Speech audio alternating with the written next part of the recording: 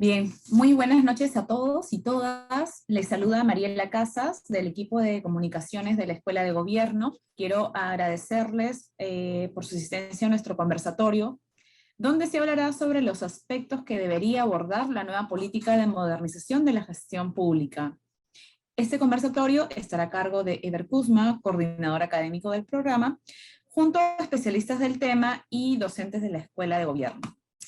Y bueno, antes de iniciar con el conversatorio, comentarles que para quienes desean realizar alguna consulta, lo podrán realizar a través del chat grupal que se encuentra en la parte inferior de la plataforma.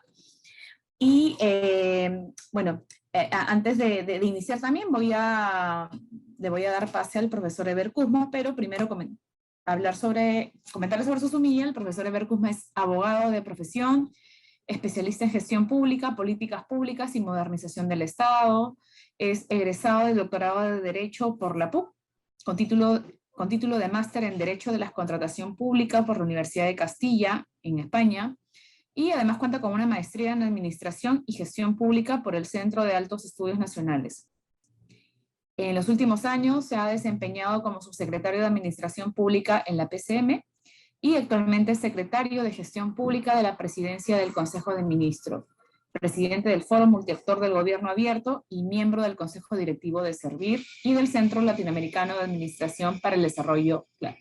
Claro. Sin más, le doy pase al profesor Eber. Adelante, por favor.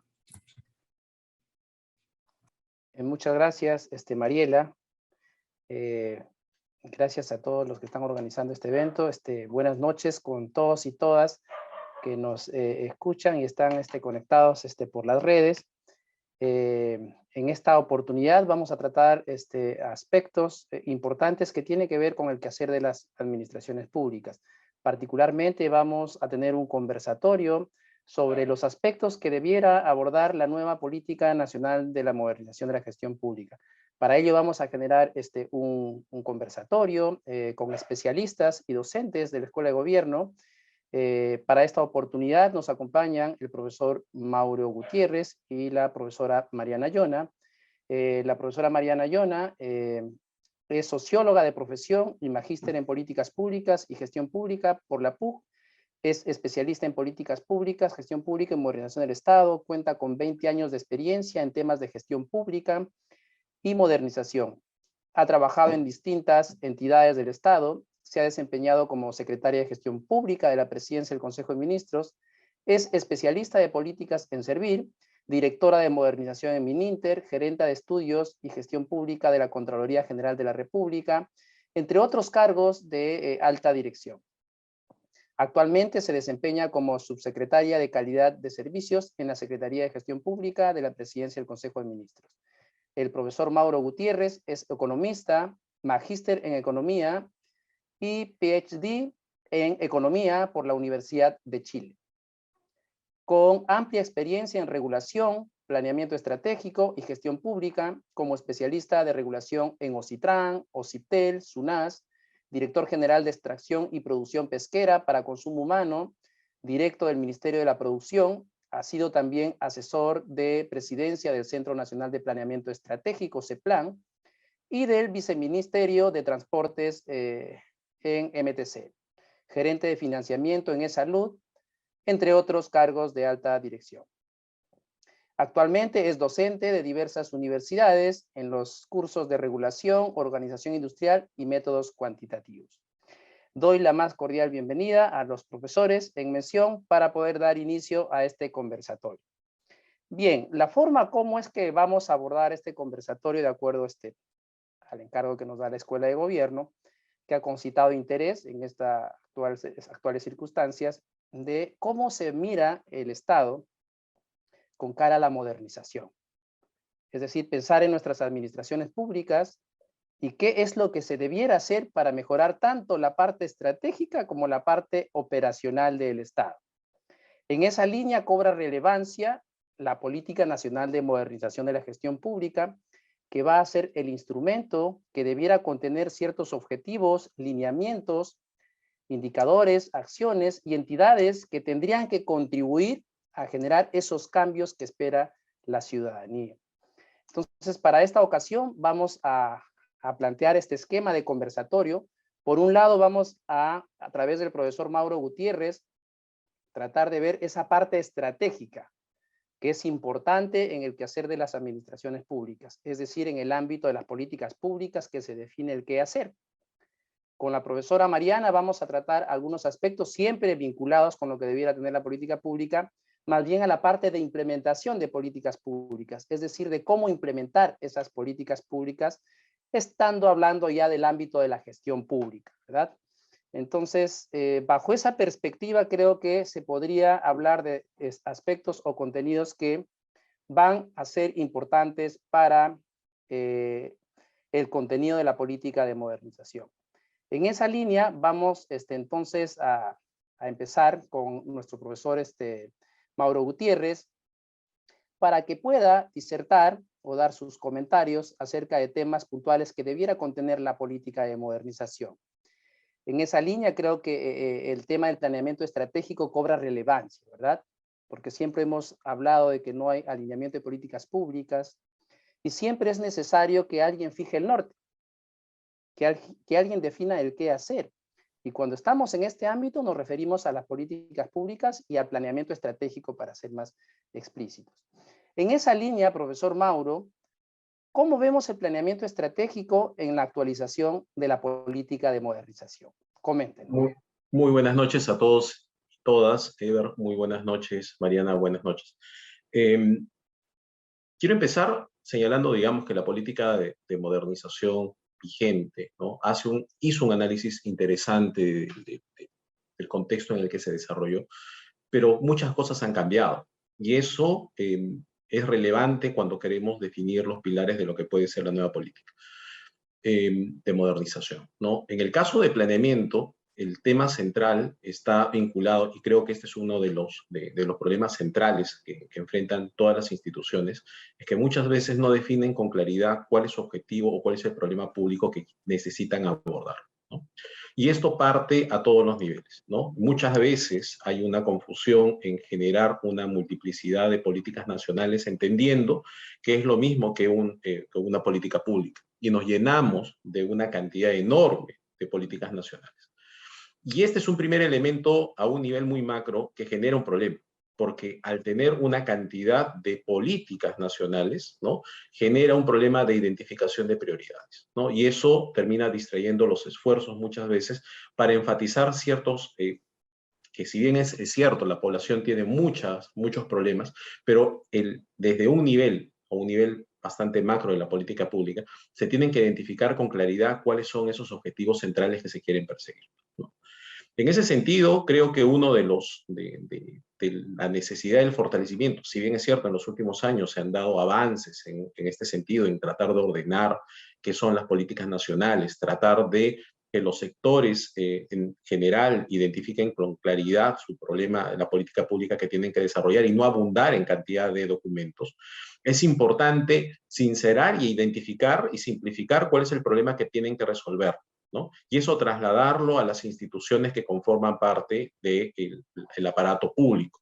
Y esto es central porque muchas veces, y este es un problema todavía que no llegamos a superar, y que se traslada en realidad al funcionamiento de las entidades, que nos quedamos en las responsabilidades que nos señala la ley en el marco de cumplir básicamente eso, olvidándonos en muchos casos que las necesidades de los ciudadanos son necesidades que pueden ir cambiando en el tiempo, ¿no?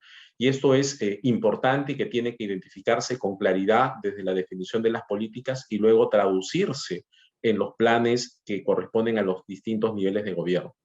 Creo que esa primera articulación es un elemento que tiene que mejorarse y que justamente este proceso de seguimiento de la articulación y la consecución de los logros en la lógica de conseguir resultados es un elemento que se tiene que dar un énfasis mayor. Yo creo que en general el planeamiento visto desde la lógica de resultados que se quiere alcanzar, ¿no?, se ha ido avanzando, todavía falta una consolidación, pero donde todavía se requiere un énfasis importante es en evidenciar cuánto estamos avanzando y rendir cuentas, ¿no? Eso es central porque vamos a rendir cuentas sobre la identificación y la claridad de tener un problema público identificado, ¿no? Y ver si efectivamente lo que se ha estado haciendo ha estado contribuyendo a generar valor y si efectivamente esos objetivos que queríamos alcanzar lo hemos logrado a través del plazo que nos habíamos planificado. Muchas veces se pierde de vista esa lógica, ¿no? Y termina, digamos, afectando el funcionamiento de las entidades. Y termina transformándose el planeamiento básicamente en un requisito más, ¿no? En un requisito que tengo que tener un plan. Y la idea del plan, siempre señalo, cuando tú tienes una duda de lo que quieres hacer, en realidad el plan te da el norte, te pone, digamos, la mente clara en relación hacia dónde tienes que avanzar. Ese es, creo, un reto importante que tiene que abordar la Política Nacional de Modernización, su actualización, ¿no? Con el propósito de que las entidades tengan claridad hacia dónde se tienen que dirigir, ¿no? Bien, profesor, yo creo que hay dos temas interesantes que he podido anotar y en efecto, un aspecto que ha comentado es que hay muchas políticas, ¿no? Entonces se supone que las políticas nacionales como instrumento de planeamiento, no me refiero a las políticas públicas, sino a las políticas nacionales que desarrollan contenidos de política pública, si es que estas son muchas, digamos, diluye la prioridad, ¿no? Porque se supone que estas debieran ser para identificar prioridades de momento para poder concretar objetivos nacionales o estar en línea, por ejemplo, del Plan Estratégico de Desarrollo Nacional o las políticas de Estado. Otro aspecto también importante, y creo que eso es lo que ocurre cuando uno está dentro de la administración pública, que lo ve como un requisito más, ¿no? O sea, bueno, porque hay que cumplirlo, ¿no? Eso. Entonces, yo creo que este aspecto es gravitante dentro de los componentes que debiera contener la política de modernización. Porque en cualquier sociedad, si vamos al ámbito privado, hasta en el tema personal, se diría, uno logra resultados en base, digamos, a un planeamiento. Primero se pregunta, ¿qué quiero lograr? Sí. Cuando uno sabe qué quiero lograr, qué problema quiero resolver o qué expectativa quiero, digamos, alcanzar, uno se va organizando por default, ¿no es cierto? Para poder concretar ese objetivo. Y eso tan simple que con sentido común se podría pensar, ocurre en el Estado. Lo que ocurre es que hay una complejidad de instituciones que están involucradas con la implementación de esas políticas, que ahí viene el reto, digamos, vinculados con articulación, que seguramente lo tocaremos con la profesora Mariana. Pero es fundamental. Entonces, creo que esta parte de verlo como requisito es algo que se debiera cambiar en la cultura organizacional. Yo Entonces, quisiera agregar una cosa muy chiquita que has mencionado y que es relevante. La visión, por eso es importante, ¿no? Porque nos ayuda a ver, primero, hasta dónde puedo llegar, porque nosotros como entidades públicas tenemos un mandato, tampoco podemos ir más allá, pero sí nos dice también qué otro componente del eslabón tendría que desarrollarse con el propósito de que funcione nuestra visión, ¿no? ¿Eso qué implica? Conversar con otra entidad, decirle, ojo, yo te puedo entregar esto, ¿no? Termina de completar, complementa con los servicios que tú estás brindando, con el propósito de que finalmente se materialice lo que necesitamos entregar a la población, ¿no? Y de esto vamos a encontrar miles de ejemplos en el caso de educación, en salud, en agua, ¿no? Las entidades muchas veces se especializan en alguna materia, pero se olvidan del todo. Y en realidad a la gente no le interesa que seas un buen regulador o que seas un buen operador de servicio. No, le interesa que tengas el servicio en tu casa, que tengas agua, telecomunicaciones. ¿Cómo lo haces? En realidad no debería interesarle al ciudadano. La preocupación debería estar de parte de quien lo está entregando. Y esa es un poco las funciones de las entidades. Y ahí creo que es un elemento central, una piedra angular de cuando definimos el planeamiento. Hay cosas que podemos hacer directamente y hay otras cosas que requerirán coordinación, ¿no? Y eso tiene que estar bien definido cuando nosotros definimos planeamiento. Perfecto. Es muy, muy importante y creo que ese ámbito va a ir justamente alineado con lo que podríamos conversar con la profesora, que tiene que ver ya con el ámbito de la implementación. Pero creo que cierro como una idea dentro de esta reflexión que nos comenta el profesor Mauro, de que el planeamiento es una condición necesaria y obligatoria, diría yo, en la política de modernización. Tiene que haber un norte. Claro, pero ahora vamos viendo, podemos tener la política bonita, identificar el problema público, pero como bien dice el profesor, se tiene que implementar, porque lo que necesitamos es resolver el problema público. Y allí viene el reto, y capaz por acá oriento la pregunta para la profesora Mariana, que tiene que ver ya en el ámbito de cómo implemento la política pública, y justamente lo ha tocado, lo ha adelantado el profesor Mauro. Profesora Mariana, ¿cómo considera usted que la articulación intergubernamental constituye un factor clave en el ejercicio de la rectoría sectorial, justamente con cara a la implementación de este planeamiento, ¿verdad? De estas políticas. Gracias. Bueno, en principio saludar a todos y a todas en este conversatorio. Efectivamente, y continuando, digamos, con la idea, si bien el planeamiento me tiene que dar esa visión y ese horizonte de a dónde quiero llegar, tengo que preguntarme cómo cómo es que voy a lograr eso que quiero hacer. Y ahí está, digamos, el escenario y el ámbito de la gestión pública. ¿Cómo me organizo para que las cosas se hagan?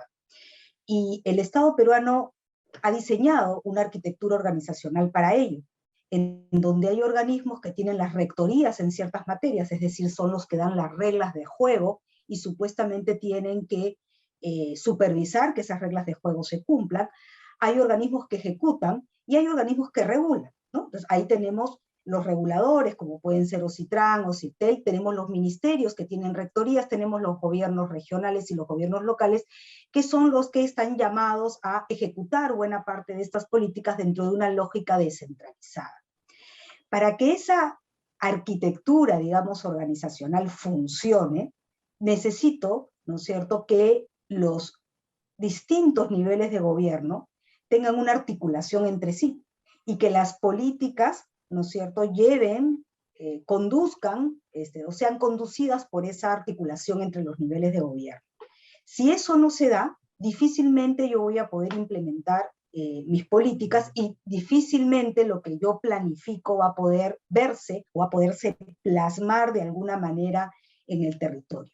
Entonces aquí hay dos temas que son fundamentales y que definitivamente deben ser recogidos o se recogen, digamos, dentro de la política de modernización, que es cómo yo articulo intergubernamentalmente al Estado, ¿no?, para gestionar justamente la implementación de las políticas públicas y lograr que estos servicios, estos bienes o estas regulaciones lleguen a las personas, y cómo yo articulo al Estado también intersectorialmente. Es decir, cómo los distintos sectores trabajan de manera conjunta para lograr que estos bienes, servicios o regulaciones lleguen adecuadamente al ciudadano. Y sobre todo, evitar que hayan duplicidades de esfuerzo, ¿no? Muchas veces lo que nosotros vemos en la práctica cotidiana es que en el momento de la implementación, cada sector o cada entidad produce su propia regulación, o cada sector o cada entidad ejecuta sus propias cadenas, digamos, de servicios, y difícilmente se logra articular entre sí, cuando la mayoría de políticas nacionales hoy en día, valgan verdades, son multisectoriales. No tenemos políticas que solamente, ¿no es cierto?, tomen un sector, ¿no? La mayoría, no digo todas, pero la mayoría ya son multisectoriales. Sin embargo, esa sinergia en el momento de la implementación muchas veces falla. Ahora, si falla a nivel intersectorial, ya imagínense lo que sucede a nivel de todos los niveles de gobierno, que nosotros tenemos al gobierno central, ¿no es cierto?, al gobierno del Poder Ejecutivo, tenemos a los gobiernos regionales que tienen también autonomía y capacidad para poder normar y para formular también políticas, tenemos a los gobiernos provinciales, ¿no es cierto?, y tenemos a los distritales, ¿no? Entonces, una vez más, la organización y la arquitectura no es algo menor, es cómo nosotros nos organizamos para poder plasmar aquello que dijimos que queremos hacer. Si esa forma no funciona, ¿no?, y después seguramente habrá un espacio para hablar de las capacidades que eso requiere, si eso no funciona, difícilmente yo voy a poder plasmar y ejecutar las políticas. Y finalmente, un tema que es bastante conocido, ¿no? Normalmente no solemos, aunque no siempre, pero no solemos fallar en el diseño de las políticas, ¿no? En donde solemos fallar es en la implementación. Tenemos políticas que son muy buenas, ¿no?, pero en la ejecución empiezan a desdibujarse hasta que terminan, ¿no es cierto?, desapareciendo ese objetivo que le dio vida originalmente, ¿no? Ha tocado temas interesantes que he tomado nota en la disertación de la profesora, y efectivamente ha notado tres cosas, creo que merece complementar, capaz, sobre la multisectorialidad, y eso es bien cierto. Yo creo que cuando uno mira la cadena de valor público y cuando habla de resolver problemas públicos, una cosa es que una entidad genere sus propios productos, pero habrá que hacerse la pregunta, ¿eso resuelve el problema? Y los que estamos ya en el mundo público nos damos cuenta que casi es nula esa posibilidad, como bien lo ha expresado Mariana. Más bien los problemas públicos requieren el concurso de varias entidades que de manera armonizada puedan, con intervenciones, tanto de diseño de condiciones como de provisión de bienes y servicios, coincidan para poder resolver un problema público. ¿Por qué? Porque los problemas normalmente son multicausales, que trascienden un sector. Entonces ahí viene el reto, justamente, por eso se hacía la pregunta a la profesora de la articulación, ¿no es cierto?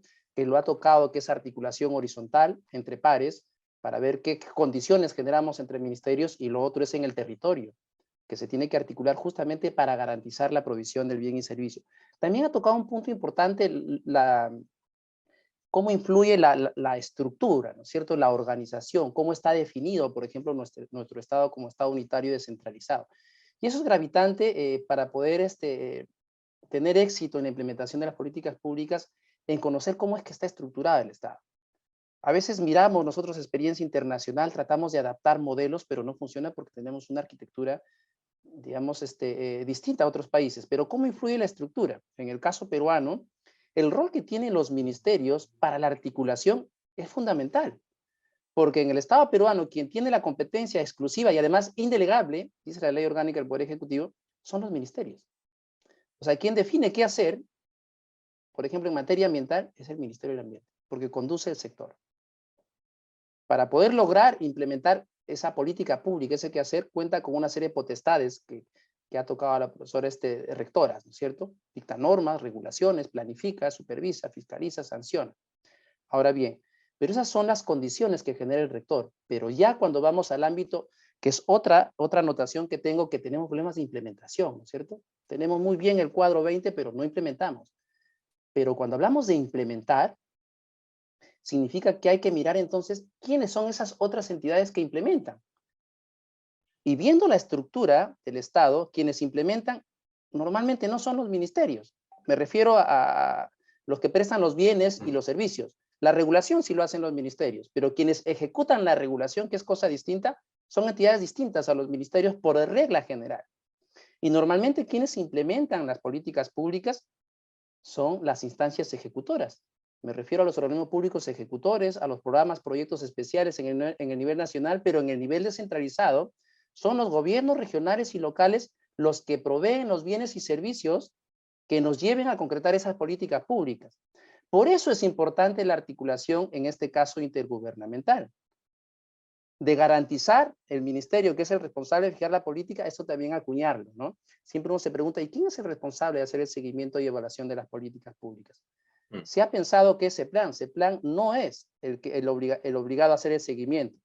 A él le reportan, porque sistematiza la información. Pero el responsable de implementar las políticas públicas es quien tiene la competencia para, digamos, diseñar y ejecutar. Es decir, los ministerios tienen que hacer ese seguimiento y evaluación para ver si es que esa política pública y los bienes y servicios que se han priorizado para resolver el problema público se están generando en el territorio. Entonces, lo adelantaba también el profesor Mauro, poco se hace, digamos, para mirar el territorio, para ver si es que en la municipalidad de Purús se está resolviendo ese problema y se están reduciendo las brechas. Entonces se genera el desorden. O sea, ese planeamiento está bien si es que tenemos un problema, si es que hemos resuelto el tema de planeamiento, pero hay que garantizar la implementación. Yo creo que cuando uno va a espacios internacionales, escucha como algo novedoso lo que presentan los países y a veces uno dice con nostalgia, pero eso ya se hizo en el 2002, en el 2004. Yes. Pero ¿qué problema tiene el Estado peruano? Que tiene problemas para implementar. En compra pública vinieron a llevarse el modelo acá a Ecuador, Chile, pero se fueron y en un año lo implementaron. Y nosotros, digamos que son desórdenes que luego lo voy a plantear también esta pregunta a la profesora Mariana, que está vinculado con recursos humanos y seguramente con estructura y organización. Bien, entonces estamos sacando líneas interesantes en este conversatorio y voy volviendo a esa mirada estratégica que tiene o que lo hemos propuesto al profesor Mauro para que nos hable en esta oportunidad con cara a lo que debiera contener la política. Hemos hablado ya de este planeamiento estratégico. Entonces, en línea de lo que ha señalado también la profesora Mariana, yo le preguntaría, ¿qué elementos se podrían considerar en la política de modernización para promover ese alineamiento de políticas públicas? Creo que lo ha mencionado de manera central. El planeamiento tiene que, primero, identificar los objetivos que se quieren alcanzar, pero no puede dejar de lado, y eso creo que es importante, la arquitectura de quienes lo van a implementar. ¿No? Creo que eso es importante. Y creo, y es un poco la historia de lo que se ha señalado. Nuestros instrumentos suelen ser bastante buenos, ¿no? El problema es de que estos finalmente no se terminan de evaluar, ¿no? Muchas veces el planeamiento se entiende solo con poner el objetivo, ¿no? Poner el indicador, imprimir el plan y quedó. Cuando en realidad el gran proceso de planeamiento implica estar revisando continuamente lo que se ha desarrollado en el plan para tratar de ver qué está funcionando y qué no está funcionando. Pero eso también significa tener una visión de mediano y largo plazo en quien está generando el liderazgo en las entidades. Y esto es un tema que tenemos que desarrollar como Estado en general, ¿no? Si nosotros consideramos que el sector es el rector, ¿no? Y debería tener esa visión de mediano y largo plazo, el problema es de que la cabeza del sector muchas veces no tiene una mirada de largo plazo. Eso es un tema importante que limita la implementación de los planes. Cuando muchas veces sucede un ministro, y en general, independiente de las gestiones, ¿no? Vienes con el plan y planteas la actualización, un poco señala qué cosas, dónde está, qué hicieron y lo trata como un documento más, ¿no? Cuando en realidad piensa que, bueno, ¿quién estará pensando en 5 años, en 10 años? No lo imagina. Pero es responsabilidad del ministerio cómo hacer justamente esa visión de lo que debería desarrollar su sector. Ese es, creo, un reto importante, ¿no? Es cierto, la ley orgánica del Poder Ejecutivo te plantea, ¿no? Que es el sector que tiene que hacer ese seguimiento, pero creo que un papel importante que corresponde al CEPLAN, y esto también creo que es relevante, tiene que tener una visión también de darle una visión de mediano y largo plazo y que pueda evaluar lo que se está desarrollando y se está avanzando. Y eso en el marco del desarrollo del Plan Estratégico de Desarrollo Nacional. Una crítica que había, por ejemplo, al PENT, al Plan Estratégico de Desarrollo Nacional, se planteaban muchos ejes, muchos objetivos, pero no había claridad de quién era el responsable. ¿Quién es finalmente el que tiene que liderar? ¿No? Y esto se mencionaban muchas veces, como siempre se dice, ¿no? Muchos responsables y ninguno se le pregunta quién es el responsable, bueno, ninguno lo va a hacer, va a terminar señalando que es otro. Entonces, sí es relevante en el desarrollo del planeamiento, ¿no? Primero, entender estas capacidades institucionales que tenemos, y creo que una debilidad que tenemos es el corto plazo que ven los sectores cuando deberían pensar en el largo plazo. El segundo elemento central es asignar la responsabilidad del CEPLAN para que, si bien es cierto, no puede evaluar en el sentido de jalarle la oreja a un sector, pero sí debería reportar, y la ciudadanía tiene que estar, digamos, entendiendo qué sector está avanzando y consiguiendo las cosas, ¿no?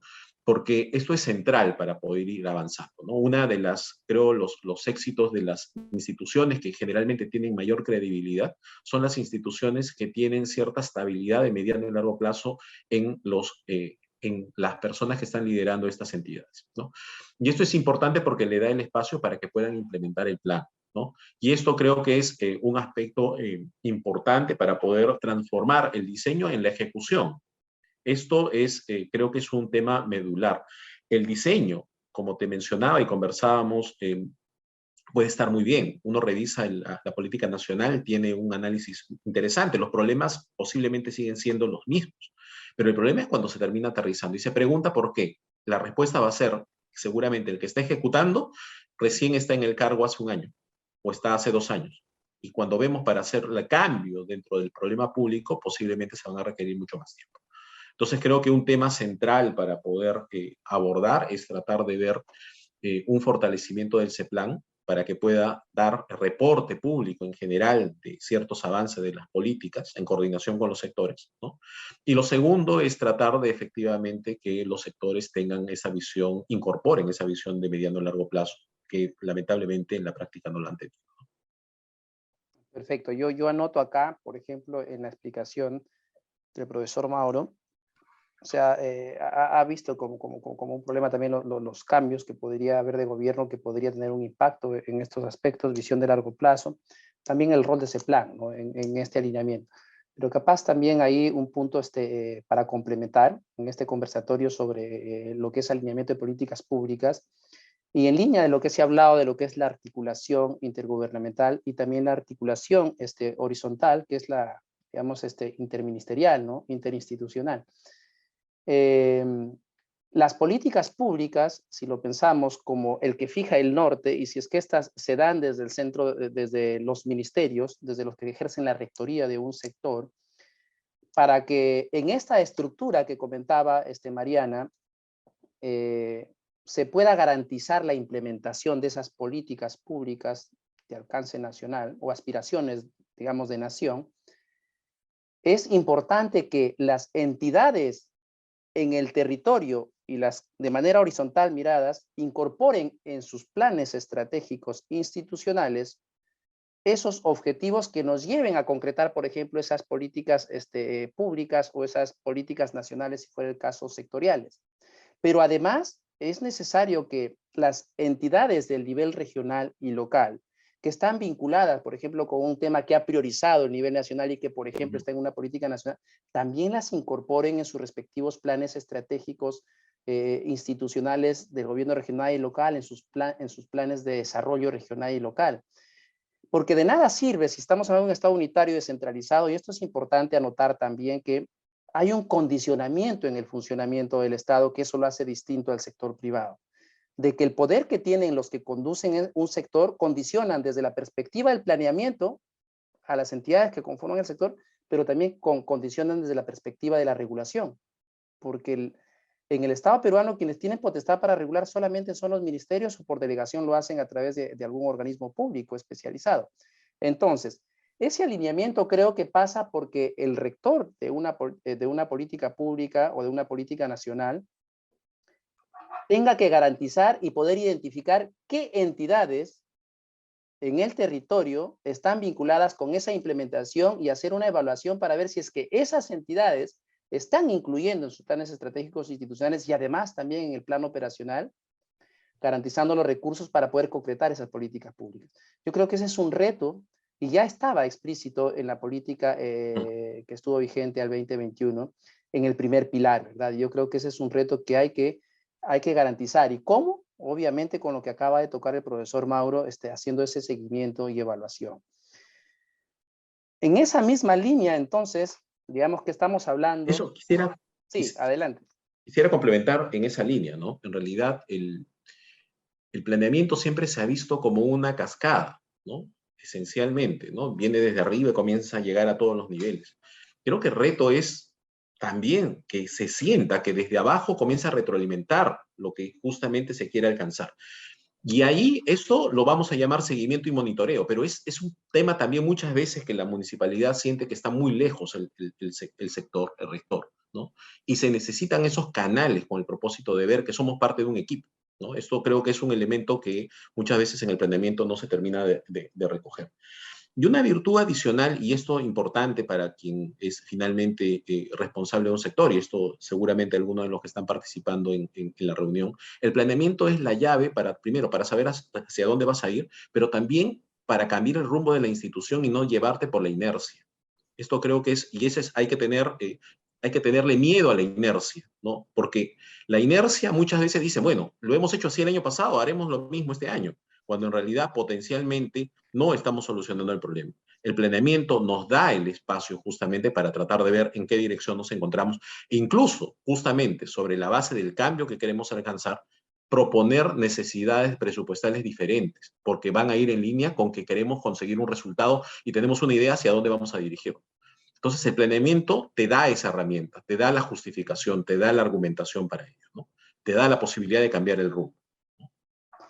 Ha tocado algo importante, creo, haciendo ese énfasis, digamos, de la forma como se debe recoger, por ejemplo, ¿no? Ese tema de cascada, digamos, es, digamos, en la parte de los involucrados, ¿no es cierto?, para la implementación, pero creo que aquí también ha habido una forma, creo yo, conceptual de cómo han entendido los ministerios esa potestad que tienen para definir políticas públicas. El hecho de que tienen esa potestad para, digamos, proponer esas políticas públicas y priorizar intervención pública en su sector, la misma Ley Orgánica del Poder Ejecutivo lo dice que tiene que hacerlo en articulación y coordinación con los niveles de gobierno. Ujú. Allí está el reto. O sea, sí, o sea, la LOPE lo que tiene es dar atribución y a la vez establecer un deber. O sea, una responsabilidad. Pero le dice, ojo, identifica a los actores públicos y privados y siéntate con ellos para poder, de manera concertada, generar una intervención pública para poder aproximarte, digamos, a un éxito en la implementación y no enterarte por el diario oficial del peruano. Entonces creo que ahí también hay un reto y creo que por resolver desde la modernización de cómo hacemos que los ministerios, en este marco de gobernanza pública, identifiquen actores claves en el proceso de diseño de políticas públicas. En esa línea, entonces, pasamos con nuestra profesora Mariana Yona para ir, digamos, a este ámbito de los medios, ¿no es cierto? Cómo se tiene que organizar las entidades públicas para poder implementar esas políticas públicas, para poder brindar esos bienes y servicios con la calidad que espera la ciudadanía. Creo que un aspecto importante son los recursos humanos, ¿verdad? Porque finalmente el Estado se vuelve al lado objetivo a través de su estructura, ¿no? De las organizaciones. Pero quienes dan vida a esas organizaciones son las personas, son los recursos humanos. Entonces, en esa línea, ¿qué aspectos debiera abordar la política de modernización para mejorar la gestión de los recursos humanos, profesora Mariana? Sí, bueno, efectivamente, un elemento central de cualquier tipo de organización, y no estamos hablando solamente de las organizaciones públicas, sino las privadas también, son los recursos humanos. Es decir, la organización la hacen las personas que ahí laboran. Y ese es un tema que parece que en el Estado pues ha estado olvidado por mucho tiempo, por más de que podemos haber tenido leyes de empleo público. Ahora tenemos una institución que es la Autoridad Nacional del Servicio Civil, que se encarga de conducir la reforma del servicio civil, que ha sacado muchísimos instrumentos para la gestión de cada uno de los subsistemas de servicio civil. Es algo que ha estado muy descuidado en el Estado y sigue estando. Yo quiero tomar una afirmación que el profesor Mauro mencionó respecto al planeamiento y articularla con este tema de los recursos humanos, ¿no? Es necesario, para poder cambiar las instituciones y que justamente las instituciones no se guíen por la inercia, ¿no es cierto?, tener una visión de mediano y largo plazo, saber estratégicamente qué es lo que queremos. Bueno, ante esa afirmación con la cual yo estoy totalmente de acuerdo, es difícil poderla plasmar si nuestras administraciones públicas tienen un nivel de rotación, ¿no es cierto?, que ni siquiera, digamos, creo que ha sido generoso en hablar de años, ¿no? Muchos de los servidores públicos estamos meses, los ministros están meses, y eso no es un problema de esta gestión gubernamental, es un problema que viene de larga data. Es imposible implementar políticas públicas de mediano y largo plazo con gente que entra y sale cada 2 o 3 meses. Quizás la virtud que ha tenido, de alguna manera, entre los tantos problemas en recursos humanos, una de los puntos de alguna manera favorables que ha tenido el Estado, es que existe efectivamente una tecnocracia que a veces es criticada, pero que es una tecnocracia que circula, ¿no? Circula entre los organismos del Poder Ejecutivo y que también circula entre gobiernos regionales y locales. Es decir, hay especialistas en logística, hay especialistas en contratación del Estado, hay especialistas en temas jurídicos que de alguna manera entran y salen de las distintas entidades públicas, pero siempre están situados en alguna. Cuando hablamos de sistemas administrativos, es decir, de aquellos sistemas transversales del Estado, ¿no es cierto?, como puede ser presupuesto, inversión, planeamiento, hasta el mismo proceso, sistema, perdón, de modernización, existen especialistas que pueden de alguna manera operar, no importa en qué ministerio o en qué gobierno local, sobre todo en qué temática, porque son justamente sistemas que son transversales. Pero cuando estamos hablando de sistemas funcionales y de capacidades en temas específicos, ahí empezamos a tener problemas. Muchas veces se discute, digamos, este tema de la alta rotación y no se logra resolver ni incorporar realmente en un esquema de reforma. Nosotros tenemos ministerios que son altamente especializados, que en el momento de que salen las personas que allí estaban, es difícil poder conseguir otras que puedan asumir, digamos, cuando estamos hablando de especialistas temáticos, ¿no? Si yo tengo un especialista en genética o en cambio climático, no es que ese puesto lo pueda asumir cualquier persona. Entonces, uno de los elementos dentro de toda esta gama de la gestión de recursos humanos, que es bastante grande, es esta alta rotación de la cual ya se ha y que definitivamente dificulta de una manera muy grande la implementación de las políticas públicas. Lo segundo que se debiera de abordar en la política, o que tiene que estar presente en una política de modernización, es el tema de las capacidades. Más allá de la rotación, también tenemos muchas veces recursos humanos que no cuentan con las capacidades necesarias o no cuentan con el perfil adecuado para desarrollar las labores que le han sido encomendadas. Una vez más, el hecho que la política de recursos humanos no haya sido priorizada a lo largo del tiempo hace que el recurso humano en el Estado no haya sido objeto de inversión, es decir, las entidades no invierten en el recurso humano para poderlos capacitar, para dar los elementos, etc. Si eso lo vemos como un problema a nivel del Poder Ejecutivo, más aún si es que vamos a los otros niveles de gobierno, ¿no? Por ahí leía en el chat que alguien preguntaba, ¿cuándo vamos a lograr mejorar la capacidad de gasto en regiones? Bueno, el día que tengamos gente que tenga las capacidades necesarias como para poder operar. No es gratuito, ¿no es cierto?, que el Ministerio de Economía y Finanzas haya tenido que colocar Conectamef en cada región, ¿no? Porque la idea de la descentralización es que las capacidades también se transfieran. Es decir, yo tengo un gobierno regional con aquellas capacidades de ejecución, justamente porque es el ámbito en donde se hace política. Pero eso no sucede. Se transfieren las competencias, pero no las capacidades. Entonces no es casual que mientras vayamos bajando de nivel de gobierno, las capacidades cada vez son más escasas, ¿no? Lo cual también está vinculado a no solamente cómo ingresa el recurso humano en el Estado, es decir, si los perfiles son adecuados, sino porque los sistemas de evaluación de desempeño de los recursos humanos son escasos. Si bien servir avanzado en ese sentido, es poco lo que tenemos en términos de cómo la evaluación puede servir también, ya sea como incentivo, es decir, para yo formar y capacitar mejor a mis recursos humanos, o ya sea también como mecanismo de desvinculación del Estado, ¿no? Poco a poco lo que hemos ido haciendo es ir yendo hacia una estabilidad malentendida, ¿no? Meritocracia no es lo mismo que estabilidad, ¿no? Entonces, no hay mecanismos de salida tampoco. Es decir, si yo no desempeño bien mi trabajo, si yo no estoy realizando, digamos, una buena labor, tampoco muchas veces hay mecanismos de salida para que se pueda tener, digamos, un control a nivel de la meritocracia que realmente funcione.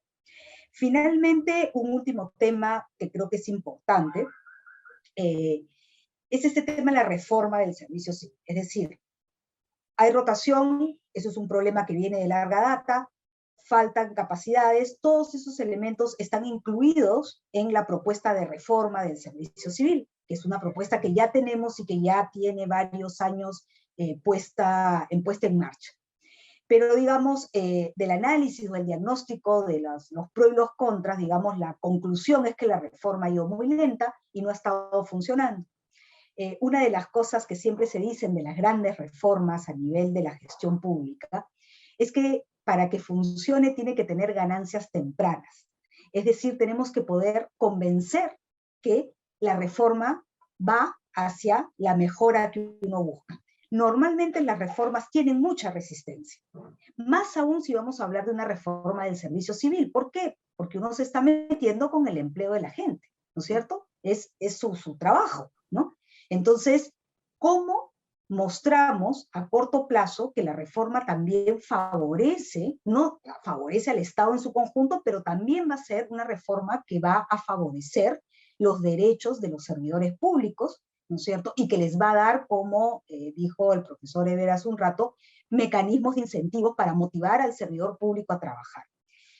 Me parece que la reforma no contempló eso.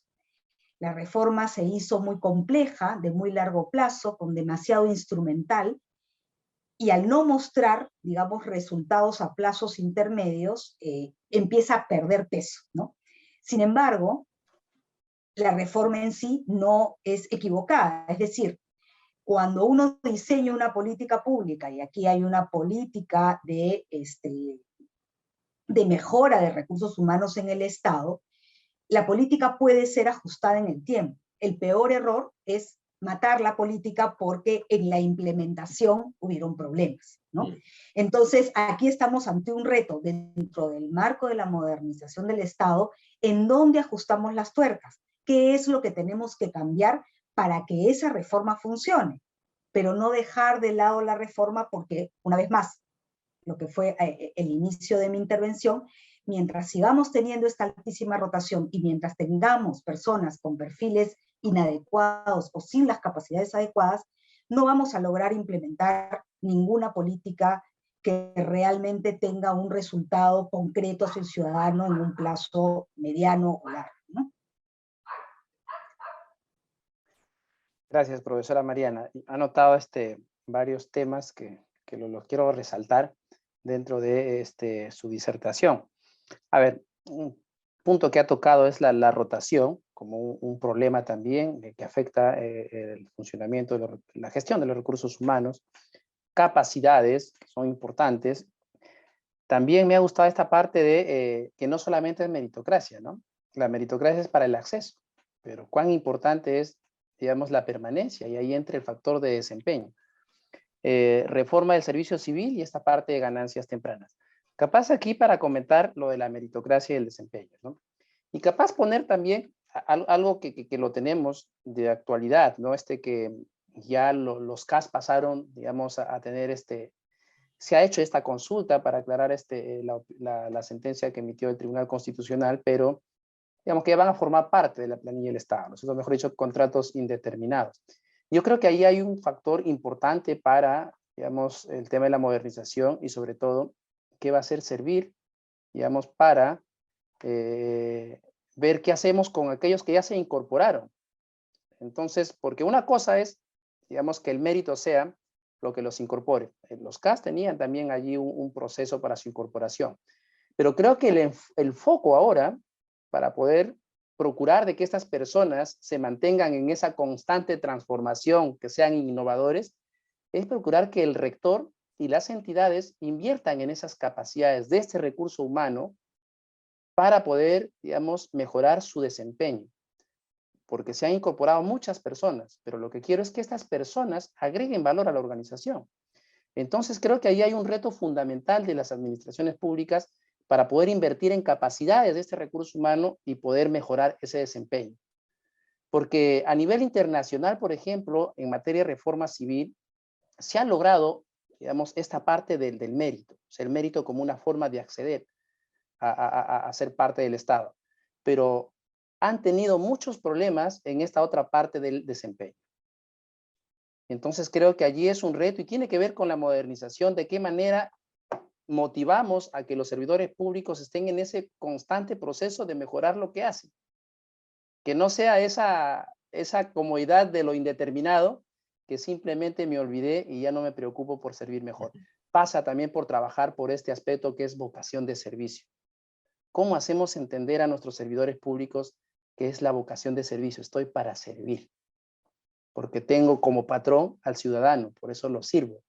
Entonces a veces se piensa que estamos para hacerle un favor, ¿no? Cuando la verdad también pasa por un tema de vocación y de qué manera estamos incorporando, por ejemplo, como política de Estado, que venga desde el kinder, desde la escuela, la educación inicial, esa educación en valores que son fundamentales, que tienen un impacto también en el sector público. Si vamos a ver países, por ejemplo, como Corea, cómo han invertido en este factor y que tiene un éxito, digamos, relevante en los recursos humanos, ¿no? Justamente, a veces las normas no generan el cambio que queremos para mejorar el desempeño. A veces es un tema cultural. Por eso hablamos de cómo interpretamos la vocación. de servicio. Y me ha gustado esta parte de la reforma, cuando uno empieza a evaluar la reforma del servicio civil que se empezó con fuerza, ¿no? Y creo que se ha creado hasta una autoridad, que es la Autoridad de Servicio Civil. Se ha hecho varias cosas, pero creo que Mariana enfoca bien, que a veces miramos tanto el bosque y a veces no acotamos. Yo creo que las ganancias tempranas, digamos, son necesarias. Y a veces hemos complejizado, digamos, la forma de cómo acceder, que finalmente los resultados se ven a la vista. Entonces creo que ahí hay retos, digamos, para ver de qué manera vamos a poder mejorar esa parte. Entonces, y bueno, la rotación yo creo que se ve más evidente al interior del país, ¿verdad? Cuando cambian gobernadores regionales y alcaldes, nos cuentan aquí los alumnos que los cambios son, pero digamos, drásticos. Esperemos más bien que este tema de los CAS pueda, digamos, ser un factor que alivie de repente estos altos estándares de rotación. Y hay algo que quería compartir con ustedes, tomando como cita al profesor Luis Fernando Aguilar Villanueva, con motivo de una revista del CLAD. Hacía un análisis interesante sobre el tema de gobernanza y enfocado en los recursos humanos. Decía que muchos hemos mirado el mérito, el desempeño, pero mirando al servidor público más especialista. Pero hace un análisis interesante de cuánto afecta en la gestión pública, en la toma de decisión pública, los puestos directivos. Y hace una comparación de cómo en el sector privado el gran fracaso que han sufrido las empresas es justamente por las cabezas, por los directivos. Y no hemos puesto nosotros ese foco para ver, puedo tener un equipo extraordinario, pero no lo hemos puesto el foco de cuánto influye el directivo en el éxito del funcionamiento del Estado. No nos hemos centrado a ver qué perfil y qué capacidades debiera tener, porque finalmente es el que decide qué hacer o qué no hacer. Si bien están los documentos de planeamiento, tiene incidencia en priorizar dentro de ese planeamiento que ya per se es una priorización. Entonces me gustó esta reflexión, que no lo había mirado, yo también estaba mirando más el macro, pero creo que lo dejo como reflexión para quienes nos escuchan, digamos, de ponerle el ojo, ¿qué se está haciendo para ver si es que los que ocupan estos puestos que son determinantes en las entidades, si es que cumplen ese perfil? Capaz de repente allí está gran parte de las deficiencias que tenemos en el sector público, lo dejo allí para polemizar y para dejarlo en la reflexión. Volviendo entonces a nuestra mirada estratégica, pero creo que hablando temas de actualidad que sería necesario también ver, si es que la política lo va a tocar, planteo una pregunta para nuestro profesor Mauro. ¿Cuáles son los efectos del COVID-19, digamos, con perspectiva para la actualización de la política de modernización? ¿Hay algún aprendizaje que haya dejado que debiera incorporarse en la política de modernización? Yo creo que nos ha generado varios. Creo que lo hemos visto como un problema, pero también nos pone retos importantes el COVID, ¿no? Primero, el tema de reflexionar sobre cuáles son las nuevas prioridades nacionales, ¿no? Creo que eso es un tema central. Y ha visibilizado, digamos, la debilidad de muchos sistemas. Nuestro sistema de salud, por ejemplo, sabíamos que tenía deficiencias, pero ya justamente con la existencia de este evento, ha evidenciado dónde han estado fallando. Y además, las otras comorbilidades que surgieron como consecuencia de no poderse atender se han visibilizado. Por eso, por el lado, digamos, por lo menos de visibilizar dónde estaban los problemas, pero también ha generado oportunidades importantes, ¿no?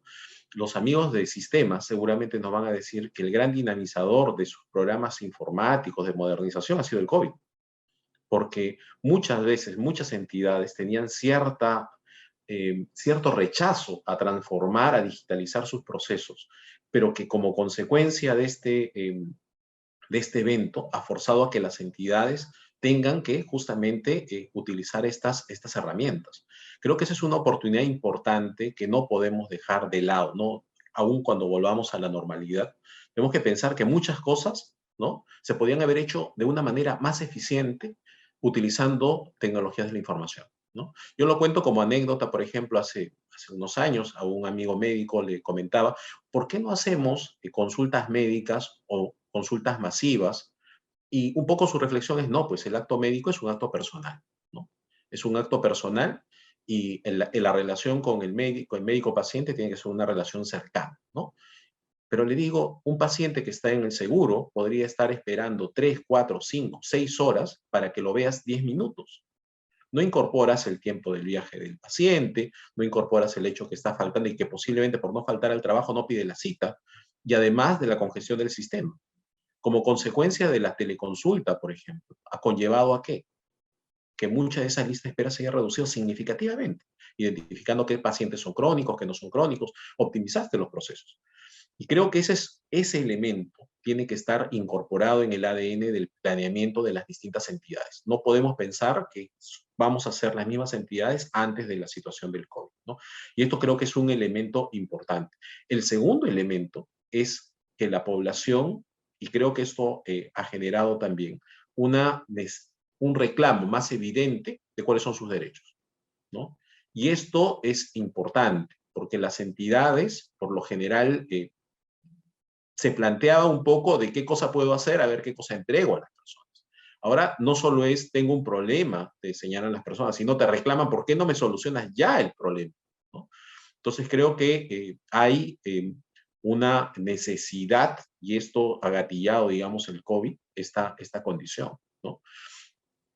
En el entorno macro también condiciona que la disponibilidad de los recursos va a ser distinta, ¿no? El gasto público en muchos sectores ha cambiado radicalmente como consecuencia del COVID. Y esto va a tener impactos necesariamente en la manera, en los servicios que vamos a querer entregar. Entonces, no, esto presenta retos importantes de ser más eficientes. Creo que esto también ha ido de la mano con la necesidad de actuar rápido, tomar decisiones, ¿no? Y esto es lo que nos deja como enseñanza el COVID, y creo que muchas entidades, ¿no?, han tenido que actuar. El tema es que estas medidas, que muchas veces eran medidas transitorias por el evento, se transformen en medidas de largo plazo, y eso sea parte justamente de su planeamiento, ¿no? Perfecto. Anoto acá tres aspectos a resaltar de la explicación del profesor Mauro. Por un lado, como parte de los efectos del COVID, ha tocado el tema de desarrollo de capacidades digitales, ¿verdad? También cómo esto ha implicado que las personas estén más informadas, que demanden más sus derechos, sean más exigentes con el Estado. Y también algo importante, que este factor está determinando una orientación del gasto público, ¿verdad?, por este nuevo panorama. Yo creo que ahí, capaz, para poder complementar, creo que dicen que el éxito viene siempre acompañado de una crisis, ¿no es cierto?, que la precede. Entonces, eso, digamos, hemos podido visualizar y creo que en cuestión de días, de semanas, muchas de las cosas que vimos que pasaban cuando recién nos cogió el COVID, digamos, creo que fue 15 de marzo, veíamos y nos preguntábamos, todo esto ya estaba escrito y eran parte de las reformas que planteaba la Política Nacional de Modernización de Gestión Pública del 2013 al 2021. Y ya habían pasado tantos años y nada de eso se había resuelto. Cosas como para entregar el bono, por ejemplo, no estaban o no se contaba con sistemas de información confiables, es decir, no se había gestionado el conocimiento. Entonces, no se diga ya más si es que las entidades no estaban acostumbradas a incorporar las bondades que aporta las tecnologías de la información para poder proveer mejores bienes, mejores servicios. Entonces, yo creo que estos aprendizajes y este contexto creo que nos ha dado un golpe y un impulso que es muy favorable, diría yo, para la mejora de las administraciones públicas. Creo que es un reto importante, y ver cómo es que también tratamos el tema, creo que digital, es importante mencionarlo. Lo escuché en una disertación, una profesora española, cuando comentaba, por ejemplo, acerca del campo digital que tocaba el profesor Mau. Decía que es fundamental, y parte del gran desarrollo de las administraciones públicas está de cómo también hacen que su gobierno sea digital. Pero también tocaba algo importante, estudiando, digamos, la realidad de cada país. Y a veces el ámbito digital se ha convertido también, en lugar de incluir, en excluir. Por eso es que es un reto fundamental también para las administraciones públicas, para que al momento de adaptar la intervención pública en la forma como prestan los bienes y servicios, vayan mirando la naturaleza y sobre todo la realidad de cada ciudadano, o sea, de cada instancia geográfica, para que al momento de prestar el servicio, el uso de la tecnología no excluya a muchos. Y contaba un ejemplo muy importante que me quedó clarísimo y que lo quiero compartir con ustedes. Decía que en España se estaba trabajando una intervención para poder ayudar a poblaciones vulnerables, ya para poder acceder a un bono, para personas que no tenían recursos. Pero dice, pero la forma como la entidad había planteado para que se inscriban para obtener ese bono era vía electrónica. Entonces decía, ¿de qué manera la persona que está en la extrema pobreza, que no tiene condiciones para tener un computador, el Estado se puede acercar a ellos a través de la vía digital? Entonces lo dejo como reflexión para, digamos, hacer un paréntesis, digamos, de la forma como es que debiéramos ir usando los medios, pero también adaptarnos a nuestra propia realidad. Vamos pasando con una última pregunta para nuestra profesora Mariana. Justamente hemos hablado ya de políticas públicas, de que marca el norte, el derrotero del qué hacer.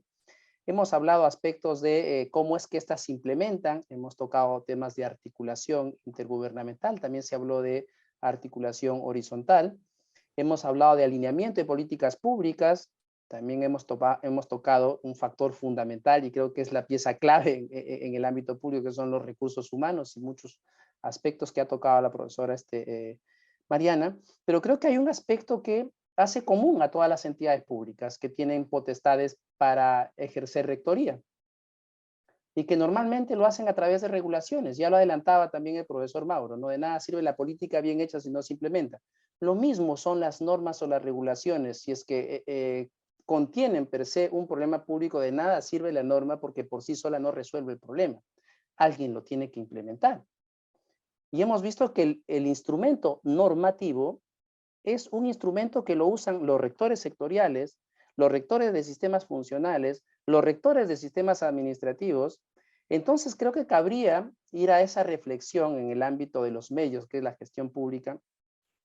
¿Cómo es que las entidades están mirando este aspecto y si están generando algunos mecanismos para asegurar que, así como la política pública o política nacional la quiero implementar, para garantizar que esa regulación también se implemente y se cumpla y genere ese cambio que se espera desde la regulación?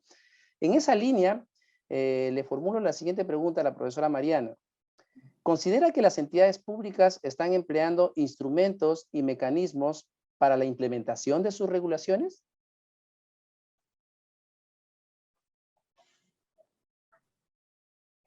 Sí, bueno, antes de responder, digamos, la pregunta, quisiera un poco, digamos, se ha notado como 4 grandes problemas que tienen las entidades públicas alrededor del tema de las regulaciones, y bueno, y ahí el déficit en la implementación propiamente dicha, ¿no? En primer lugar, somos un Estado que se dedica a producir normas, tenemos una sobreabundancia de normas, ¿no? Es más, hay normas vigentes que se contradicen con otras y no hay, digamos, una limpieza de las normas anteriores, ¿no? Solemos cambiar frecuentemente las normas. Es más, no terminamos de entender la implicancia de una regulación y ya la estamos modificando, ¿no? Un ejemplo que a mí siempre me ha parecido muy ilustrativo es toda la normativa que acompaña a la ley de contrataciones del Estado, ¿no? Que es bastante compleja y que cuando uno termina de entenderla ya le cambiaron la directiva, ya cambiaron algo, ¿no? Y que afecta también el control gubernamental, porque dicho sea de paso, el control se hace a partir de la legalidad. Entonces, constantemente estamos cambiando y nos pasa corrientemente que quien nos hace el control gubernamental tiene todavía el chip de las normas anteriores, ¿no? El tercer tema es que el mecanismo de consulta de la implicancia de la norma es bien pobre, ¿no? Y ahí quiero utilizar el ejemplo a partir de lo último que estaba diciendo el profesor Mauro a raíz del COVID. Cuando surge el tema de la pandemia, habían un montón de restricciones que las propias normas ponían para empezar a implementar lo que había que implementar por la emergencia, porque mucha de nuestra normativa es poco flexible. Y ahí 2 elementos. Primero, se empezaron a modificar prácticamente todas las normas. Ahí hubo una sobreregulación bien importante, no sé si ustedes recuerdan. Pero en segundo lugar, vinculado a estos escasos mecanismos de consulta, es que mucha de la normativa, de las disposiciones que empezaban a salir, no eran aplicables, ¿no? No sé si ustedes recordarán buena parte de las normativas que, digamos, una que se tuvo que cambiar casi inmediatamente, que era que unos días salían las mujeres, otros días los hombres, o por ejemplo que pedían que las familias compraran alimentos por una semana cuando las estadísticas te dicen que el 50% de hogares o 40 y tanto por ciento no tienen refrigeradora, qué sé yo. Llevándolo al tema, sacándolo del tema del COVID a lo que es lo cotidiano, una normativa y una regulación tiene que responder a problemas concretos, ¿no? Y finalmente el cuarto tema es que el análisis costo-beneficio de las normas es casi inexistente. Entonces, en primer lugar, la regulación que tenemos en general es una regulación de baja calidad y que lejos de responder, digamos, o contribuir a los objetivos que trata de perseguir o de responder para la solución, debilita a veces, muchas veces, los esfuerzos del Estado para poder gestionar, ¿no? Entonces, ahí la respuesta a la pregunta. ¿Las entidades hacen esfuerzos para implementar la normativa que aprueban? Yo creo que sí, pero que muchas veces les implica una burocracia muy grande y pasos excesivos. Entonces, ¿qué sucede? Porque eso no sucede solamente del lado del ciudadano que intenta de alguna manera sacarle la vuelta a la norma para poder llegar al resultado, sino que a nivel interno en las propias entidades también. Para buscar caminos más cortos, digamos, se intenta ver cómo se puede uno salir un poco de la norma para lograr resultados a plazos más cortos. ¿Cuál es el problema con esto? Que impide una buena gestión y la implementación se vuelve azarosa, pero hay otro problema fundamental y que lo vemos al día a día en la gestión pública y es la corrupción, ¿no? La corrupción menuda que está, digamos, dispersa en todo el aparato del Estado, ¿no? Que no toda se debe, obviamente, a la gran burocracia o a la normativa muy, muy profusa y poco implementable, ¿no? No estoy diciendo eso, pero sí mucha tiene que ver con que, digamos, la normativa no favorece el logro del resultado de cara al ciudadano que se quiere lograr. Entonces, ¿las normas o la regulación es necesaria? Por supuesto que es necesaria. Somos un aparato estatal y hay que regular. Pero nunca la regulación va a reemplazar las capacidades de gestión, ni va a resolver la precariedad que tienen muchos funcionarios o servidores públicos para poder operar o para poder gestionar. Se requieren otros mecanismos justamente para poder implementar adecuadamente la normativa. Además de simplificar, lo que se requiere son mecanismos de incentivos también que permitan avanzar, en primer lugar. En segundo lugar, se requiere cierta flexibilidad que permita cierta discrecionalidad a la hora de tomar decisiones o cuando aparecen situaciones que no habían estado previstas y la norma no la contempla, ¿no? Hay anécdotas a raíz del COVID, una vez más para poder poner ese ejemplo, muy ilustrativas respecto a cómo la norma de contrataciones, por ejemplo, en algunos casos, en donde estaba regulado que, digamos, si uno tenía una contratación con un proveedor, ese proveedor tenía que dar el servicio presencial. Cuando empieza la cuarentena, el proveedor lo empieza a dar de manera remota, cumple con el objetivo, pero la contratación decía otra cosa. Finalmente se termina penalizando al proveedor, ¿no? Yo tengo ejemplos varios de esa naturaleza, es decir, no tenemos capacidad de discrecionalidad en el Estado porque las normas son bastante rígidas. Y ahí, en la implementación, más allá de si las normas se reglamentan y se ejecutan, en la implementación a veces se hacen difíciles, porque lejos de facilitar al servidor público para lograr el resultado, pues se convierte también en una traba interna para el propio servidor público para poder ejecutar.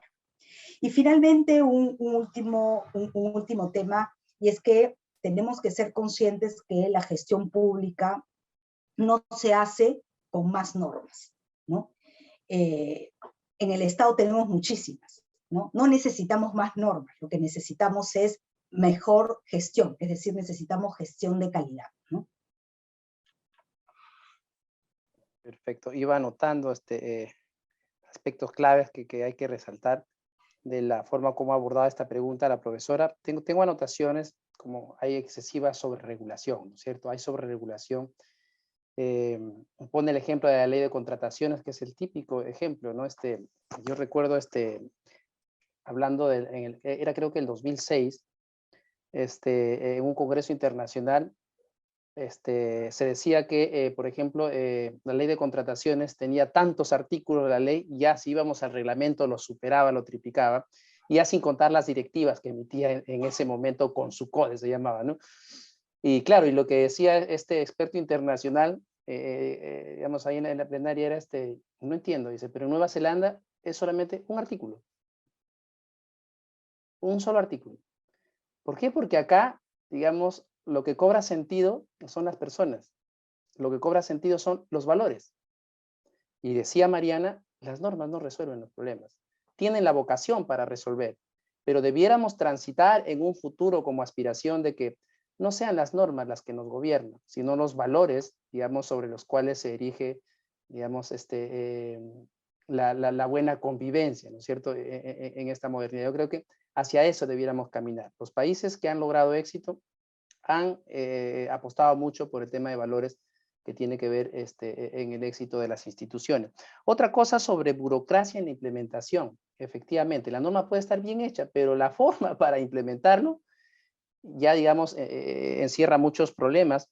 Ha tocado temas de discrecionalidad, que lo voy a abordar en este momento, y otro tema, trabas para el servidor público, porque esa burocracia que implica la regulación, y había aquí una encuesta que se hizo en su momento en el 2019, me parece, señala expresamente, se le preguntó a todos los servidores públicos, o a gran mayoría en la muestra, que era bien representativa, y se decía que su principal traba para hacer bien las cosas en el sector público eran los sistemas administrativos. Y quiero hacer una reflexión sobre los sistemas administrativos en cuanto a la regulación de los sistemas administrativos a propósito que estamos en esta mirada de la gestión pública. Justamente los sistemas administrativos no han entendido ese rol que tienen. O sea, en efecto, los sistemas administrativos lo que tienen, lo que busca un sistema administrativo es procurar que con esos principios, con esas normas, con esos instrumentos que emiten en el marco de una rectoría, tengan como propósito organizar las actividades de manera transversal de las entidades públicas. Pero eso que entregan a nivel de normas, de instrumentos, los sistemas administrativos, debieran facilitar el trabajo del servidor público. Porque se entiende que si tenemos 2.000 municipalidades planificando de manera distinta o priorizando la inversión pública de manera distinta o haciendo sus adquisiciones de bienes y servicios de manera distinta, sería un desorden, ¿no? Entonces se dice, mejor que haya una instancia que nos oriente y nos dé instrumentos y nos facilite para comprar mejor. Pero la pregunta es, ¿eso está sucediendo? No, porque los sistemas administrativos no están entendiendo que están o sirven para poder ayudarnos a organizarnos mejor y más bien han priorizado más el control. O sea, el control cobra importancia cuando los sistemas administrativos lo hacen, en tanto ese control contribuya a implementar el modelo de gestión para resultados. Me explico. Si es que yo veo que alguna entidad me está pidiendo presupuesto público, entonces el control va en esa línea. Yo quiero que me demuestres si es que aquello que me estás pidiendo tiene orientación para poder cumplir algún objetivo estratégico, que esto te lleva a concretar alguna política pública. Entonces esos son los controles positivos. Entonces tampoco, en línea de lo que ha señalado la profesora Mariana sobre discrecionalidad, y eso ya lo veíamos cuando uno estudia los paradigmas de modernización, ¿no es cierto?, del modelo burocrático gerencial. Y la misma política ya lo planteaba, es que los sistemas administrativos no tenemos esa capacidad de diferenciación. O sea, aplicamos el estándar para todos. O sea, pensamos que nuestro estándar va a solucionar el problema de todas las entidades públicas, cuando a veces fijar ese estándar que tiene orientación para lograr parámetros de eficiencia le convierte en ineficiente.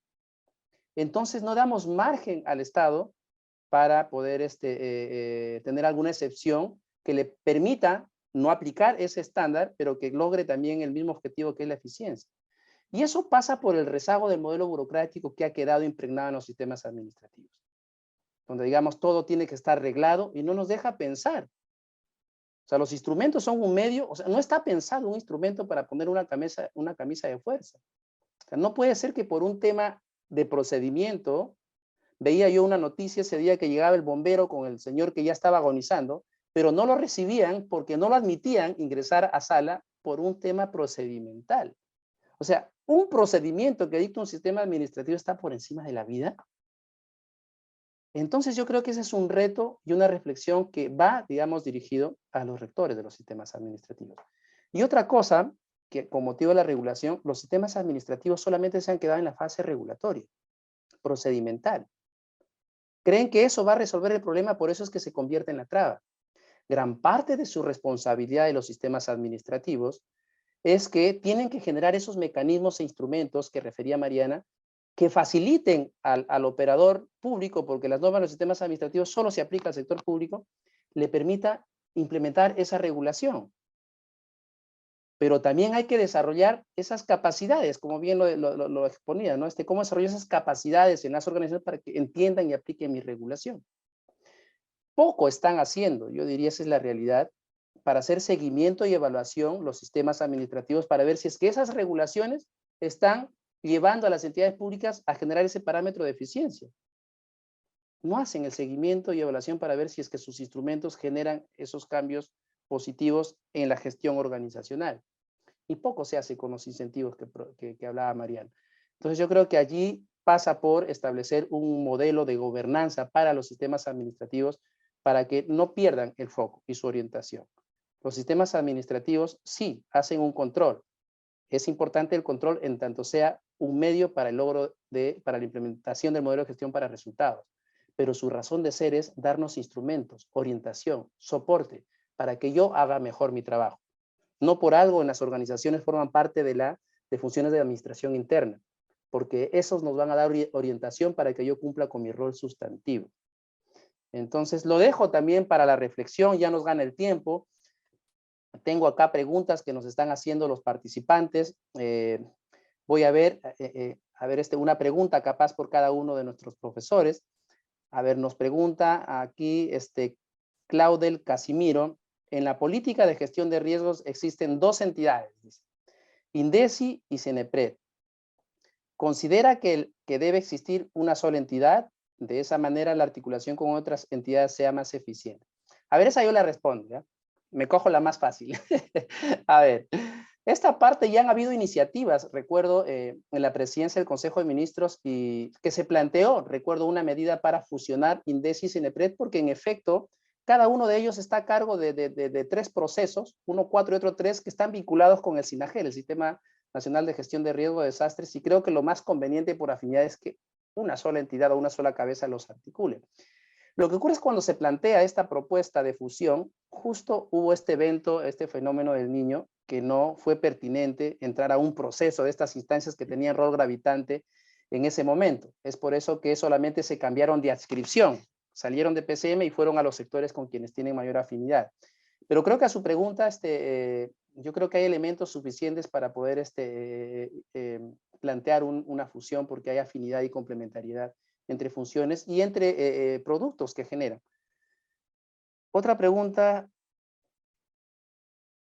Mónica Alarcón pregunta, ¿se puede aplicar compliance como herramienta anticorrupción en la gestión pública? ¿Quién de nuestros profesores nos la quiere responder? Mariana.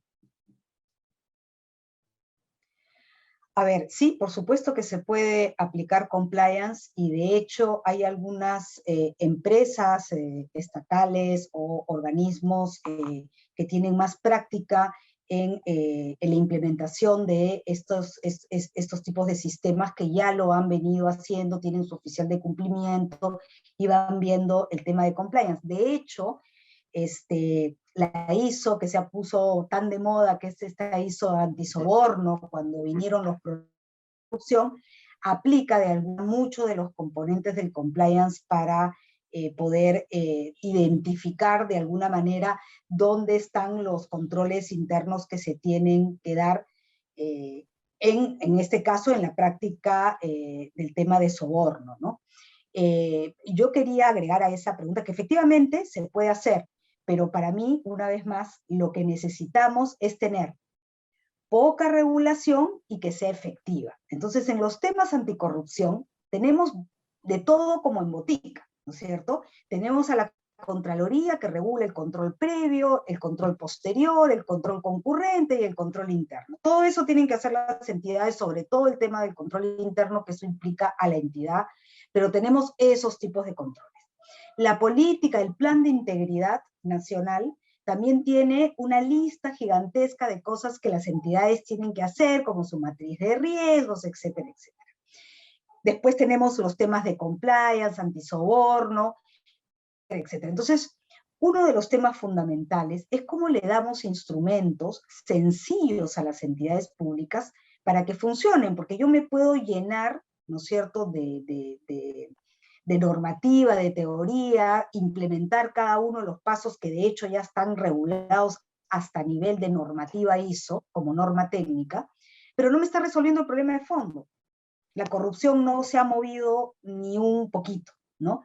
Entonces, lo que habría que hacer es ver cómo se articula y se tiene un solo instrumento que las entidades públicas puedan implementar.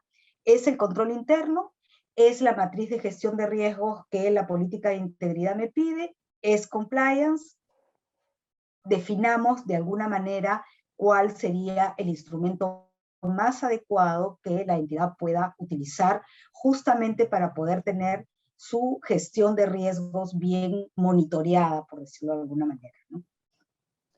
Muchas gracias, profesora Mariana. Quiero mencionar acá. una ¿Sí? cosa muy chiquitita nada más, ¿no? Claro, Y creo claro. que va vinculado con este tema. El otro riesgo de tener normativas muy complejas es que invoca también al funcionario a no hacer cosas. Y esto es tan peligroso como hacer cosas indebidas.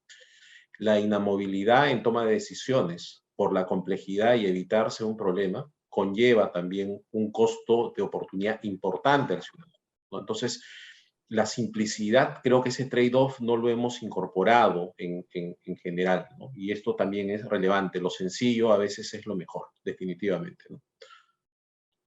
Muchas gracias al profesor Mauro y profesora Mariana. Ya estamos cerrando por el tiempo programado. Creo que vamos a dar de repente 2 minutos, capaz para cada uno de ustedes, para que puedan hacer algún comentario final acerca del tema que hemos tratado el día de hoy. Empezamos con el profesor Mauro. Bueno, en primer lugar, gracias por la invitación y a todos los participantes. Veo que somos un número bastante importante, somos como 140 personas en este momento.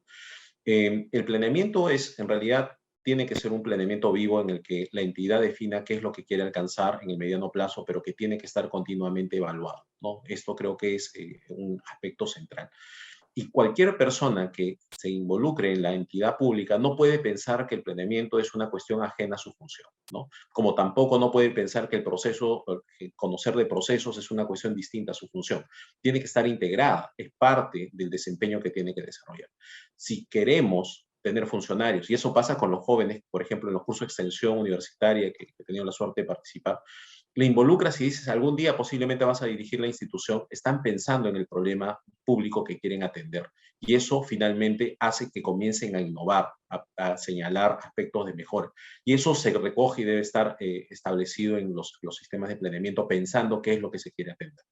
Y esto creo que es central, el aprender las técnicas para poder desarrollar planeamiento estratégico independiente del nivel que corresponda. A veces creo que esa es una falencia también de cómo nos enseñamos planeamiento y decimos una cosa es el planeamiento, hacer políticas, otra cosa es hacer el Plan Estratégico de Desarrollo Nacional, otra cosa es hacer el PCN, otra cosa es hacer el Plan de Desarrollo Regional Concertado, cuando en realidad todos ellos tienen un core central de conocimiento, ¿no? Solo que a distintos niveles, a distintas necesidades. Pero eso es importante y creo que es relevante que cualquier funcionario público tenga esas habilidades. Profesora Mariana. Gracias, profesor Mauro. A ver, yo lo que quería decir es, siempre tengamos presente que el rol del Estado es clave en cualquier sociedad moderna. No podemos pensar una sociedad sin un Estado. Por lo tanto, que un Estado funcione es muy importante. Un Estado ineficiente no solamente afecta a las inversiones, no solamente afecta al sector privado, sino afecta a la vida de todos los ciudadanos, de todos nosotros. Necesitamos un Estado que funcione. y necesitamos gente honesta y con vocación de servicio que esté dispuesta a entrar al Estado, a poder avanzar en todos estos elementos que de alguna manera hemos estado conversando a lo largo de este conversatorio. Los temas no son complicados, lo que pasa es que hay que conocerlos y hay que tener incentivos y vocación para poderlos llevar a cabo. Se requiere gente que esté capacitada, que tenga el perfil, pero sobre todo que tenga las ganas de hacer las cosas para el bien de todos los ciudadanos y para el bien del país que lo necesita muchísimo, sobre todo en estos últimos tiempos. Entonces, todos los elementos que desde el diplomado se brindan, ya sea a los funcionarios públicos, ya sea a quienes estén interesados en poder conocer sobre el Estado y el servicio público y el servicio civil, son elementos que son claves y que sirven de alguna manera para que podamos nosotros mejorar la vida de todos los peruanos. Muchas gracias, profesora Mayana, profesor Mauro. Yo quiero dar también unas palabras finales para poder cerrar este evento, y antes que ello agradecer también a la Escuela de Gobierno y Políticas Públicas por habernos cursado esta invitación para ser parte de este conversatorio. Yo podría cerrar de repente este tema de la forma como, digamos, hemos llevado a cabo este conversatorio, ¿no? Tan importantes son las políticas públicas y tan importantes son implementarlas. Y quizás el énfasis que tenemos ahora que poner, creo que es en este último. Pero creo que dependerá mucho de la forma como los servidores públicos, los funcionarios públicos, los que están vinculados con el quehacer de la administración pública, que no solo se agota en el que está dentro, sino también desde afuera puede contribuir a la mejora de las organizaciones, podamos entender estos procesos. Yo creo que es clave y relevante en un proceso de modernización el tener claridad sobre el rol que juegan las políticas públicas, es decir, en las decisiones que se tomen siempre sustentados en evidencia, pero con una clara orientación, que sean siempre para resolver problemas públicos. Esas son en buena cuenta las políticas públicas, decisiones de gobierno explícitas que tienen por objeto resolver problemas públicos sustentados en evidencia. Ahora bien, dicho esto, es fundamental que esas decisiones se implementen, porque su implementación es la que nos va a llevar a generar esos cambios en las variables sociales y generar, digamos, esa satisfacción de las personas y de los ciudadanos. Y allí está el gran reto, y esa es parte justamente del rol que tienen todas las organizaciones que forman parte del sector público. Entonces, en esta parte cobra relevancia también, y eso se enseña en la diplomatura de estudios en gestión pública, porque hace una explicación muy esquemática sobre esa vinculación que debiera haber entre políticas públicas y gestión pública. Y se desarrolla de manera tal que nos enseña a que la gestión pública no es un fin en sí mismo, como siempre se ha previsto, ¿no? Es decir, tengo la ISO, tengo la mejor tecnología, tengo lo mejor. Es como si soy un Ferrari pero no corro ni un kilómetro. Es decir, ¿de qué sirve tener todas esas condiciones si lo que yo entrego al ciudadano no es lo que necesita? Si lo que yo hago es, decimos, el monumento al árbitro, y vamos a preguntar al ciudadano y no tiene los servicios básicos. Eso es estar de espaldas al ciudadano. Entonces necesitamos servidores públicos reflexivos. Necesitamos servidores con vocación de servicio, pero que entiendan cuáles son, o que procuren entender cuáles son esas necesidades y expectativas que tiene la ciudadanía.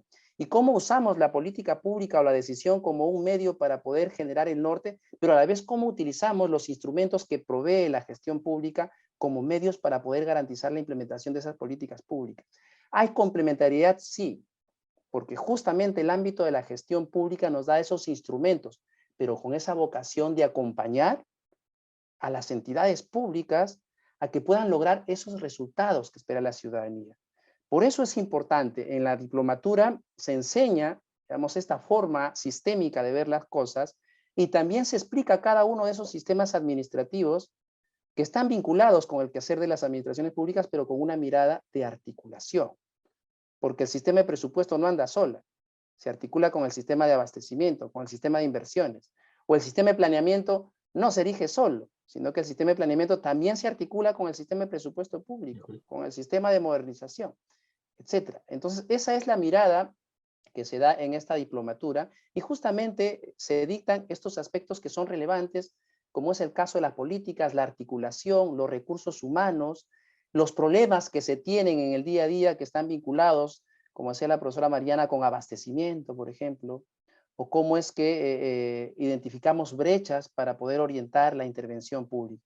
Entonces hay una serie de complejidades, pero además en esta diplomatura se enseña lo básico como cómo es la estructura y organización del Estado, comprender muy bien cuáles son los roles de cada una de esas instituciones.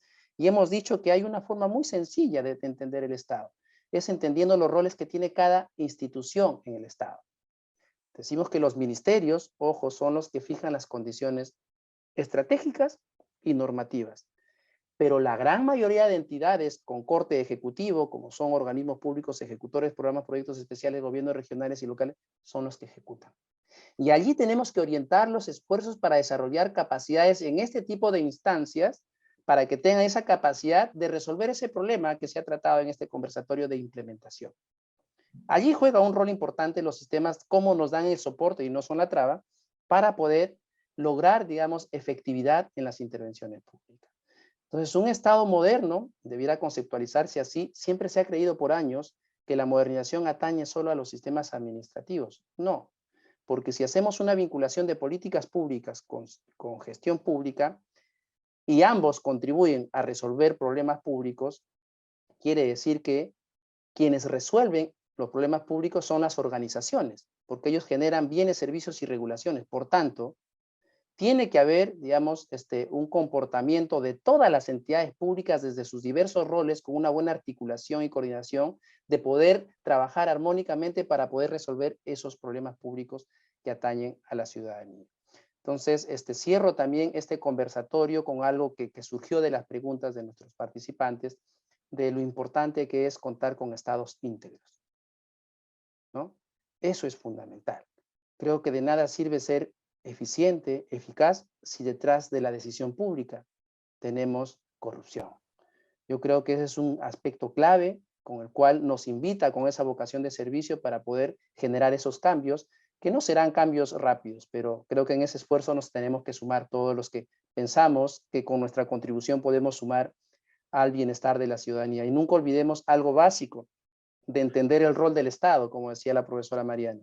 El rol del Estado, acuérdense siempre, y eso está en la Constitución Política del Perú, es, en buena cuenta, el respeto y reconocimiento de la dignidad de la persona humana. Todo lo que hace el Estado es justamente para generar ello. Entonces, entendiendo el rol del Estado, nos va a facilitar entonces ver cuál es la orientación que tienen nuestras intervenciones públicas. Con eso cierro, los agradezco a los participantes, agradezco también a la escuela, doy pase a Carolina, asesora comercial, para cerrar este evento. Buenas noches con todos y todas. Muchas gracias a nuestros profesores.